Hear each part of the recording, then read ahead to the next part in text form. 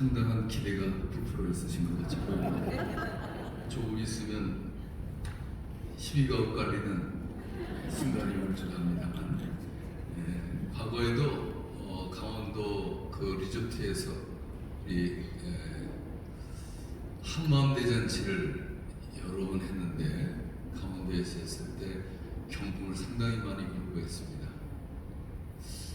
그런데요, 새벽 3시부터 나와가지고 열심히 기도들 하시더라고요. 주어 삼창하는데 천장이 떠나갈 것 같아요. 그리고 얼마나 뜨겁게 기도해요. 그런 건 기억하고 계실 겁니다.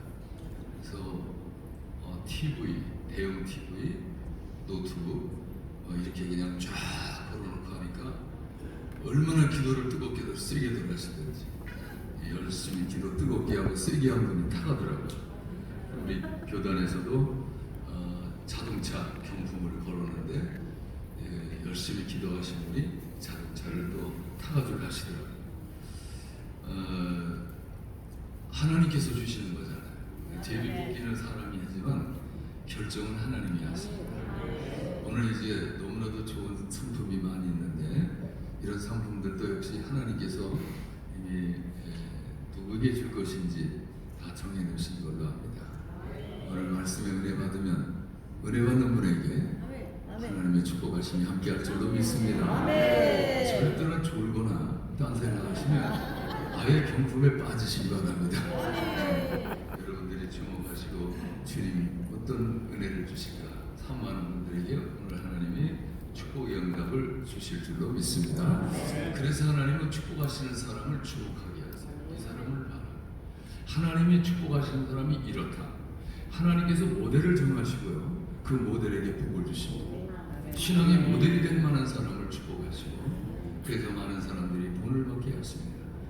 하나님이 아브라함을 택하셔서 본받게 하셨는데, 아브라함이 하나님 말씀을 거역하고 그 모델 잡에서 박탈을 당하고 세상으로 쫓겨났습니다. 하나님이 아들이신 예수님이 진짜 모델로 이 땅에 오셨어요. 육신 입고 오셔서 둘째 아담, 모든 믿는 사람들의 표상이 되게 하시고 본이 되게 하셨습니다. 이 땅에서 십자가 지시고 고난당하시고 오셨지만, 예수님은 육신 입고 오셔서 사생의 30년 또 공생의 3년 반을 보내시면서 모든 믿는 자들의 본이 되셨습니다. 이제 우리들이 신앙생활할 때에도 예수님을 본받고 신앙생활하면 틀림이 없습니다. 우리 총회도 마찬가지로 우리 롤 모델이 있어야 되는데, 이 롤 모델이 누구냐? 우리 주님이신데요. 우리 주님을 어떻게 섬겨 따를 것이냐에 대한 예를 성경에 많이 나타내고 있습니다. 보십시오. 엘리야 시대에 하나님이 쓰신 모델이 있습니다. 누굽니까? 사렙과 가문이에요. 이방인이에요. 그런데 하나님께서 그 중심을 아시고 그 가뭄의 때에 이 사렙과 가부에게 엘리야를 보내셔서 먹게 하셨습니다.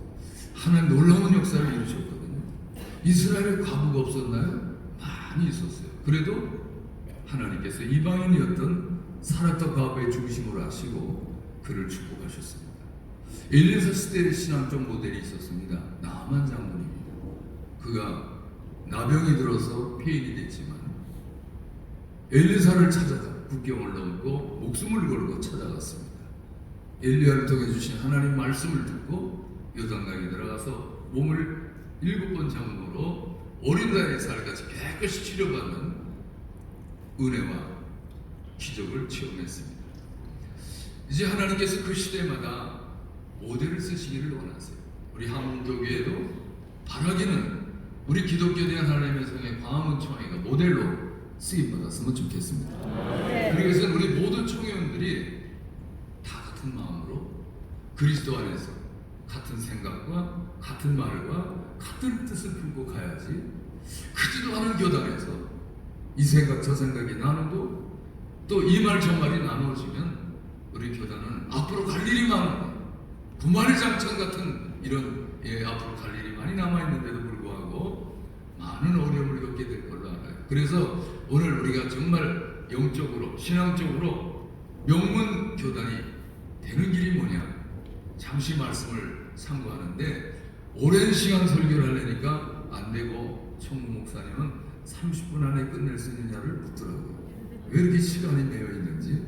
그래서 그렇게 한다고 했는데 절대 그가 안 넘을 줄 압니다.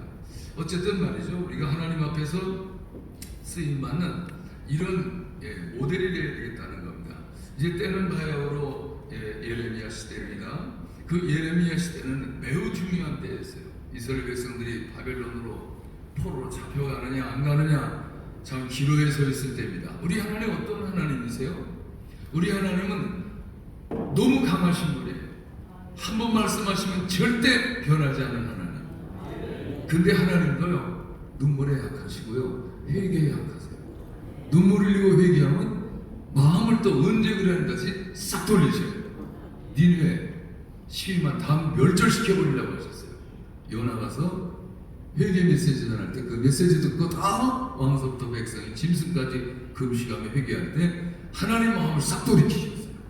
히스기야 죽이기로 하셨어요. 근데 히스기야가 벽을 향해 울려 기도하니까 하나님이 눈물에 약하셔가지고 히스기야 용서하시고 그 수명을 15년이나 연장시켜 주셨습니다.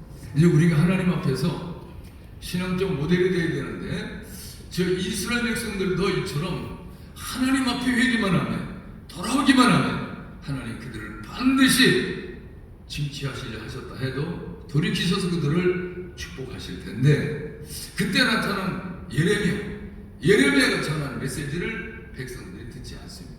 그럴 때 하나님께서 영적 모델을 삼으신 이 족속이 있는데, 이 족속이 바로 레갑 족속이라는 사람들입니다. 레갑 족속은 아브라함의 혈통적 후손이 아닙니다. 그럼에도 불구하고 하나님께서 이 레갑 족속을 사용하셨어요. 모델로 삼으셨어요. 당시 유대 족속은 아브라함의 직통 후손이라는 자부심을 가지고 있었어요. 그들은 신앙의 전통을 계승하지 못한 채 형식만 유지하고 있었습니다. 실제로 하나님 앞에서 우상을 섬기는데 겁이 없었어요. 하나님을 두려워하지 않았어요. 그들은 세상에 사는 동안에 신앙적인 가치보다도 세속적인 가치에 더 혈안이 되어서 살았습니다. 1절을 보면요, 여호야kim 때 약 한 BC 602년경입니다. 바벨론으로 포로로 잡혀가기 직전에 예레미야 선지자를 통해서 그들이 돌아오도록 회개 메시지를 전하셨지만은 그러나 듣지 않았습니다. 결국 그들은 불순종의 결과 BC 586년에 멸망하고 말았습니다.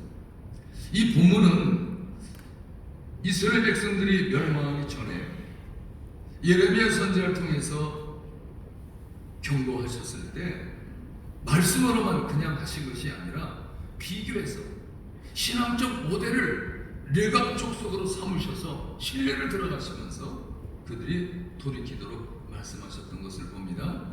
안타깝게도 그럼에도 불구하고 이스라엘 백성들은 문화는 깜빡 안 하고 말씀을 듣지 않고 불순종함으로 실패하고 말았습니다. 그렇지만은 이제 다 읽지는 않았습니다. 이 시간 관계상 성경을 예레미야 35장 말씀을 다 읽지는 않았지만은 이 레갑 족속의 신앙은 우리에게 큰 경종을 울리고 있습니다. 이 레갑 족속은 본래 이방인입니다. 겐 족속이라 부르기도 하는데 아시는 대로 이드로가 속해 있던 족속이었습니다. 이들은 출애굽 후 광야 시대부터 이스라엘에 편입이 돼서 하나님을 경외하는 위복민으로 살아왔습니다. 그들이 가나안 땅에 들어갈 때에도 이스라엘 백성들과 합류해서 섞여 살았습니다. 그러면서 이스라엘 백성들이 하나님을 그들도 섬기고 살았습니다. 아브라함의 혈통적 후손은 아니었지만 모세를 통해서 연결된 그들은 하나님을 알았고